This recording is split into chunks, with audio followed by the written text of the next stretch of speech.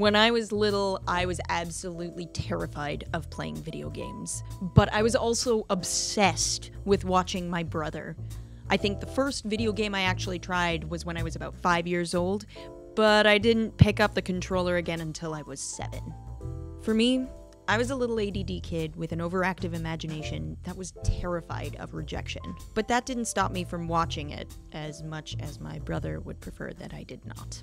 I loved the story arcs, the graphics, even in 8-bit, and the fact that I was watching someone interact with technology. I mean, when you think about it, back in, 1990? That was still pretty new age. Eventually, I bit the bullet, and while I am still ADD as all hell, nothing grabs my hyperfocus like a video game. I'm older now, and while my gaming time isn't quite what it was, I still keep on track with my online reading and, of course, Let's Plays. Does that take away my nerd cred? Am I qualified enough? This question comes back time and time again. As a matter of fact, I may have sent my application into Andy asking the same thing. But here's the thing. Developers are getting that now, and they're actually catering some of their genres and their titles towards those audiences, the older audiences, and or maybe the audiences that are less of an avid gamer than what they used to be. Side note, I'm not 30 yet, but I fully acknowledge that on a scale from 1 to the Matrix, I'm not as plugged in as I used to be. But here's where it's okay. We are seeing this in the emergence of film genre games like Supermassive Games' Until Dawn, a game that tells a chilling narrative and operates through predominantly QuickTime events, or their more recent release, Hidden Agenda, which uses the same narrative format but provides a multiplayer version that allows you to compete for and vote on your character's actions. Remember when 93,000 people played Pokemon on Twitch? Well, someone was paying attention, and they refined that a lot. If you spend more time watching, discussing, and exploring the narrative, does it make you out of touch?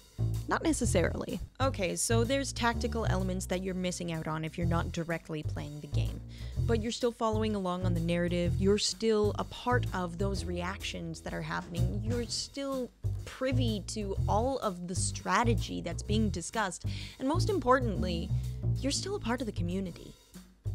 And developers are obviously catching on to that. Not only the larger ones, but the smaller ones. Have you ever played an indie game that has directly asked you if you're live streaming? Have you ever been in the middle of a stream and maybe one of the characters stops just to give you a bit of a wink and a nod to that fact?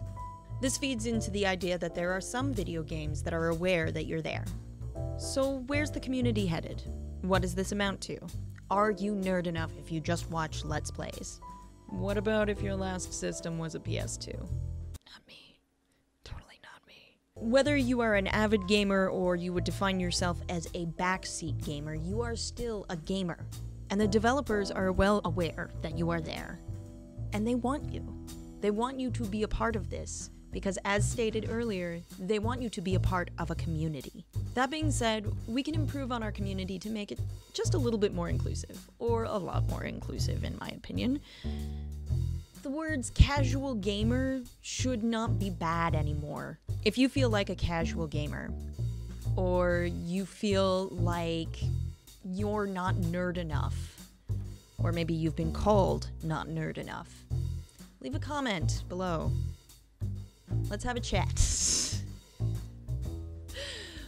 Or, you know, just reach out to other people in the community because we're here. And, yeah. It's time to start that conversation.